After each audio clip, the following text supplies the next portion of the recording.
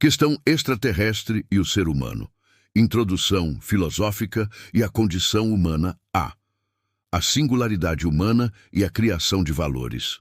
A palestra de Jean Val Elam é contundente e convida à reflexão sobre a atitude religiosa, política e de cidadania. Os humanos são considerados cobaias de um processo existencial. Aquilo que os humanos definem e fazem se torna realidade. Civilizações mais antigas são frequentemente mais inteligentes, mas menos habilitadas na compreensão de valores. O altruísmo, dar o melhor de si sem esperar nada, é um aspecto sofisticado que surgiu com a humanidade. O que os humanos pensam, sentem e formulam como conceitos importantes importa muito para outros seres. O despertar da consciência. O universo é apresentado como um parque com donos. Os humanos foram gerados para servir a esses seres, atuando como cobaias para um criador caído. A série Westworld é usada como analogia. A androide Dolores se rebela e diz que a questão não é o que nós somos, mas sim o que nos deixaram ser. A humanidade precisa ir ao centro do labirinto da autoconsciência para descobrir o que é e definir o que quer ser. A maioria dos seres humanos não tem noção da necessidade dessa reflexão. Antropocentrismo. Classificamos seres extraterrestres, extrafísicos, a partir da nossa própria medida.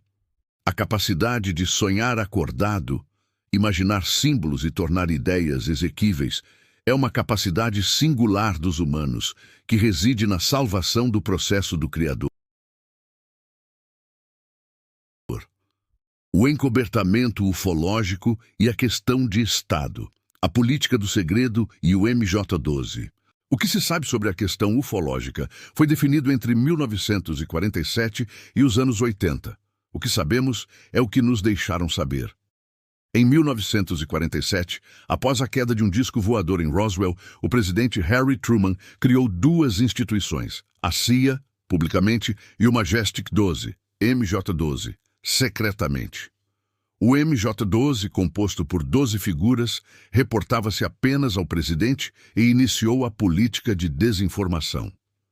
A questão ufológica foi transformada em questão de Estado. Militares e civis nos EUA são impedidos por lei de falar sobre o assunto.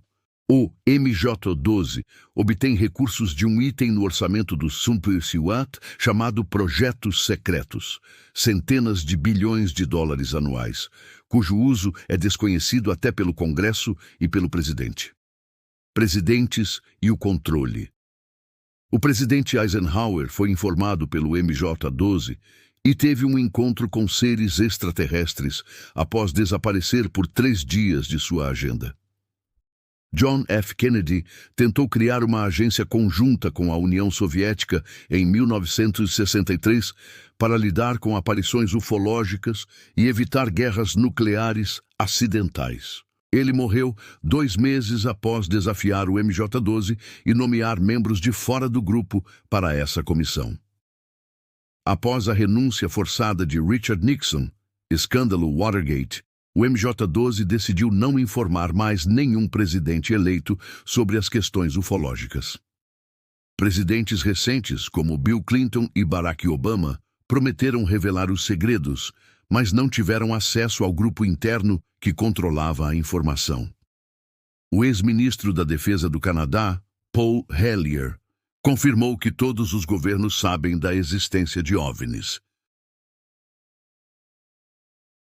A cosmologia da criação e das espécies, a estrutura universal e o sistema Matrix. Somos criaturas ferramenta de um super-ser que faliu, Javé, que está tentando se autodescobrir e se regenerar. O modelo da realidade é o sistema Matrix, que opera através do isolamento de mundos e do controle. Os deuses do passado são descritos como manipuladores, piratas extrativistas e vampiros que usaram o ser humano como escravo.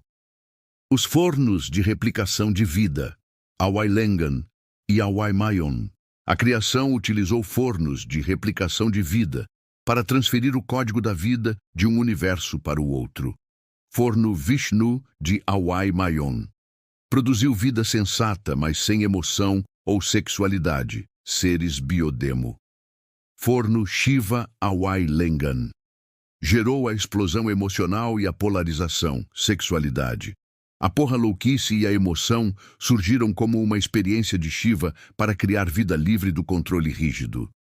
A única espécie que o orador abraça, sem reservas, é a espécie de Ostronomos sirianos, que é um desdobramento de Awai Lengan. Os seres mais antigos do universo são os insetoides, formoides, que funcionam pelo sistema colmeia. Um manda, o resto obedece. O ataque cósmico de 2020. Uma nave de Sofia, o comandante supremo do universo que é assessorado pelo quarto Logos, entrou no sistema solar em fevereiro-março de 2020. Essa nave, que tem o tamanho de um planeta gigante, soltou uma borrifada em cima da Terra, que, segundo os seres informantes, salvou a humanidade de problemas muito sérios, incluindo o vírus. O problema seria mais complexo. O gesto não é amoroso, mas sim uma estratégia de controle do caos. Evidências e mistérios cósmicos. A Lua, satélite artificial. A Lua não é um satélite natural. É uma estrutura artificial, uma coisa produzida por uma civilização de capacidade tecnológica absurda. Evidências. A Lua mantém sempre a mesma face voltada para a Terra, o que é absolutamente artificial, e viola as leis de órbita. Cientistas russos nos anos 50 notaram que as crateras lunares eram rasas, o que sugere uma superfície metálica sob a crosta. A civilização que construiu a Lua a mando de Sfia seria insetoide, e a estrutura foi colocada aqui há mais de 3 bilhões de anos. Marte e a Arca Lunar. Existiu vida em Marte. Hoje existem construções e seres morando lá.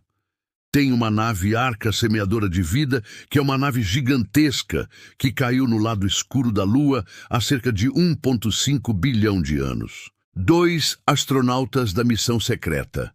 Apolo 20 teriam entrado nessa arca, encontrando 2 pilotos femininas, seres com protuberância na testa, um tipo de terceiro olho, e tubos de ensaio com códigos de vida. A sabedoria antiga e as construções megalíticas. O estudo das tábuas sumérias, por Zacarias Sitchin, revelou que os sumérios sabiam a cor de Urano e Netuno, algo que só a sonda Voyager 2 confirmou em 1986 e 1989. Os sumérios atribuíram esse conhecimento aos Anunnaki. As cidades e monumentos megalíticos, como as pirâmides de Gizé, Tiahuanaco, Angkor Wat, no Camboja, foram construídos pelos 7 sábios construtores. Essas construções foram feitas com a intenção de deixar avisos para gerações futuras sobre eventos catastróficos, como o movimento da crosta terrestre há 14 mil anos. As construções apontam para um retrato do céu cerca de 12.500 anos atrás. O monopólio da riqueza e da informação. O poder das famílias. Existem aproximadamente 30 e poucas famílias na Terra que casam entre si e detêm o poder supremo. Essas famílias controlam o sistema financeiro e definem o que os humanos podem ser. O poder não é mais político, mas sim do conhecimento. Grandes empresas, como a Microsoft, podem ter mais poder do que qualquer Estado. Direita e esquerda. As ideologias de direita e esquerda foram sequestradas por verdadeiros canalhas. O orador argumenta que, enquanto houver uma pessoa pobre e excluída, não se pode admitir que o governo não deva ter programas sociais. O fim do controle. O controle da informação está diminuindo devido à era do conhecimento. A disseminação de informações por hackers, sondas de diversos países e a exigência de transparência no ZEON em relação à NASA estão promovendo o disclosure, ou seja, revelação. A humanidade, no entanto, permanece passiva, esperando que alguém resolva. O chamado ao despertar e a responsabilidade individual. O convite final é a maturidade e a sair da zona de conforto. A liberdade psíquica permite olhar para as coisas e não agir no piloto automático. A evolução é lenta e cheia de problemas. Não há opção fácil nem opção boa.